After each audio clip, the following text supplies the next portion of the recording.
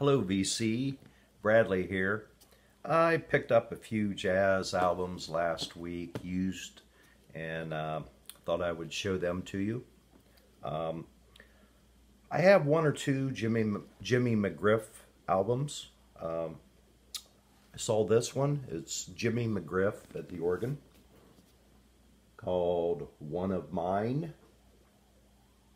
This is on the Sue, S-U-E record label. And there's the back. And I'd never really heard of the, I was not familiar with Sue Records, but they must have had, where is it? Right over there. Ike and Tina Turner was on their roster. Now this album is, I think it was released in 1963. It was McGriff's second album. McGriff is from Philadelphia, and which I didn't realize. It says on the liner notes that he was a childhood friend of Jimmy Smith. Well, regardless, he did. Smith was a mentor to Jimmy McGriff. This album has 10 songs. I think 6 of them were written by Jimmy McGriff. Kind of bluesy jazz. Of course, Jimmy plays the Hammond B3. Like I said, this was Jimmy's second album, and it was on the Sue record label. And the album's okay. In some of the songs, it sounds like the organ is a little distorted, whereas the rest of the instruments seem pretty clear. So I don't know if he had it overdriven a little bit or different tubes in it. I don't know. It sounds gritty, which is fine. But I will show you the Sue record label, which I had never seen before in my life. That is label, kind of an orange, black and white. So it's not my favorite, but it's good. Second album, Dave Brubeck. Well, that Jimmy McGriff album, that was a mono. This is also a mono pressing. Dave Brubeck, Time Further Out, Micro Reflections. And I'm not sure if this was the album just right after Time Out. If it wasn't the one right after, it was the second one after. I think it was, I don't know, maybe 1960. Of course, it is on Columbia. This is on the 6i Columbia record label. So it is pretty much an original pressing. The album is in really good shape. Now on the front of the album and also on the back, it's got the listings of the songs, and Brubeck was always into experimenting with different time signatures.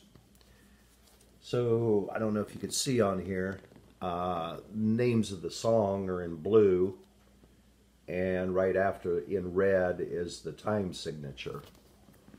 Like 3/4, there's 1 4/4, 6/4, 7/4, 9/8 or 9/8. But and that is the cover art. Very nice.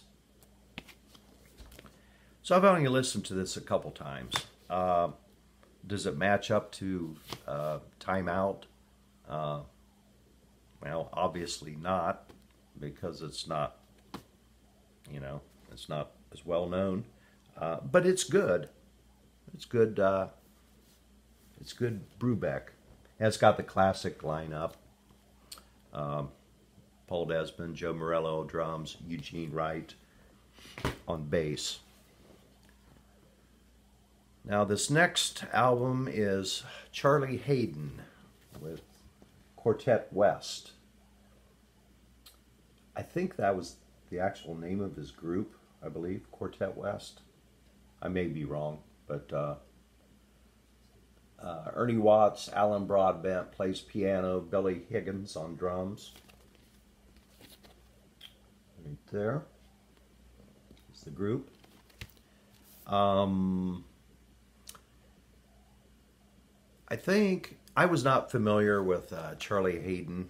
I kind of knew he was like a West Coast jazz musician, and but anyhow, I saw the name and I thought, well, I would get it. Well, he plays bass, and boy, does he sound good on bass. It's very good. As far as writing, the songwriting, I think he wrote probably 3 or 4. It's got a Pat Metheny song on here, and also Ornette Coleman and a Charlie Parker. This was recorded in 1986, 1987. And it's pretty cool. It's a nice cover art. It says at the bottom there, that's Los Angeles, 1947. Looks like a apartment building. Maybe that's where Charlie lived. I don't know. But this is really good stuff. Recorded very good. I would highly recommend that album if you ever see it. Next song is on Atlantic. It's a best of. I was never that familiar with Mose Allison. I'd heard several songs. So I got the best of. Saw this. Best of Mose Allison. Now most of these songs, he's got, there's 12 of them on here. He wrote the great majority. It's got a couple Willie Dixon songs and a Rolling Stone by Muddy Waters. I think he's from Mississippi or down in the Delta. His style, which he sings, he's a vocalist and piano player. Although he plays piano, his bluesy sound, it reminds me of like Muddy Waters and John Lee Hooker and that type. It's more of a blues jazz. Like I said, I was not that familiar with Mose, although in probably around 2000, I actually saw him live in a very small concert setting out in Monterey, well, it was Carmel, California. And there were probably only maybe 100 or 125 people there. He played actually at the Jazz Store in Carmel, which was owned by the same people as the jazz radio station, KRML in Carmel. So anyhow, one of my trips out there, before I left, I saw they were having a little concert at the Jazz Store, so I bought a ticket to the little concert. It was very enjoyable. I didn't really talk to him, but seemed like a nice guy, and it was a nice little concert. And that was on Atlantic Records. This last one is, I am more into the, at least right now, more into the hard bop. I'm not a, a free jazz person, and smooth jazz, I don't know. I kind of always, as I was getting more into jazz, I'd get in the hard bop, I'd kind of, would which is not nice, but I would kind of look down on smooth jazz. Well, anyhow, I picked this up. It's and this could be, I don't know what it's called, jazz fusion, smooth jazz. I think jazz fusion. Anyhow, Spyro Gyra. This is Rites of Spring. Very nice cover art. This is on the MCA label. It was released in, I think, 1988. MCA Rainbow label. Which I had heard some Spyro Gyra before, and I thought it always sounded pretty cool. Anyhow, I picked this up, and of course the album and the record itself is in super condition. And boy, this is really good. This is good stuff, you know. Maybe I should get more into smooth jazz. I don't know. I really enjoyed it. That's the band right there. They wrote all the songs.